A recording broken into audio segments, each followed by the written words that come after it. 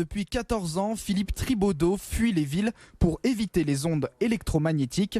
À 60 ans, cet électro-hypersensible vit à l'écart de tous dans un campement installé au cœur d'une forêt à Entrepierre dans les Alpes de Haute-Provence. Une vie atypique mais vitale pour lui. Toutefois, un projet d'installation d'une antenne relais 4G menace son refuge. Reportage de Laurie Charrier. C'est notre caravane dite caravane chambre et en face c'est la caravane salon. Le tour du propriétaire est rapide et même si le cadre n'est pas des plus désagréables, cette vie, Philippe et Laure ne l'ont pas choisie. Il y a 14 ans, Philippe, alors professeur de technologie, s'aperçoit de son hyper-électrosensibilité. Au bout d'un certain nombre d'heures derrière un écran, je brûlais. Il suffisait que je m'éloigne de l'écran pour que je brûle plus et que je revienne pour me remettre à brûler instantanément. Philippe est installé dans cette forêt depuis bientôt 7 ans, mais une antenne 4G est en cours de construction à quelques kilomètres.